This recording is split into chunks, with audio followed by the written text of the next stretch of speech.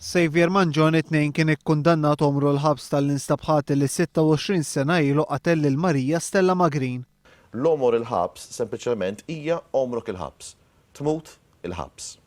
Il-konfużjoni qamet għax kien hemm perjodu ta' żmien għaw Malta fejn kien hemm maħfra presidenzjali awtomatika illi kull min jieħel pena tinżillu grat. Allura ħafna nies assoċjaw omor il-ħabs 20 sena plus għax kien hemm dik il-maħfra awtomatika li forsi ma kienx daqshekk magħrufa man-nies. Dik tneħħiet. Dan kien it-tielet każ ta' omiċidju li Manjon instabħati tiegħu.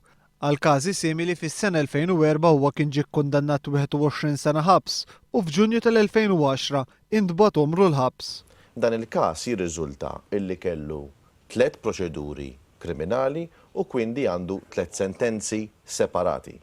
Dawn is-sentenzi għandhom eżistenza individwali, jiġifieri jgħixu ma' xulxin flimkien mhumiex maqudin f'sentenza waħda. F'dan l-aħħar każ il-ġurati kienu unanimi fid-deċiżjoni tagħhom. L-istoriku Wedi Attard qal li din kienet l-ewwel deċiżjoni tax-xorta tagħha sa mis-sena 1975. Pereżempju, l-aħħar verdett unanimu dwar omiċidju ta' Malti kien fl-1975.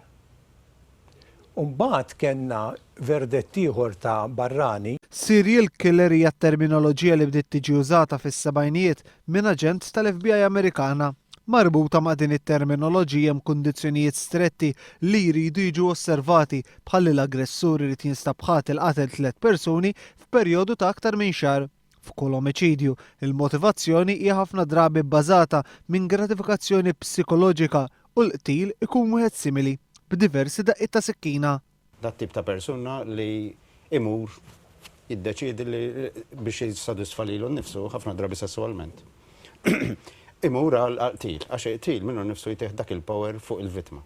L-imħallef Joe Galliedabonu fis-sena 2010 kien qal li Manjon huwa serial killer b'Xavier Formosa fi Breakfast News jesprimi ir-riservi tiegħu dwar dan.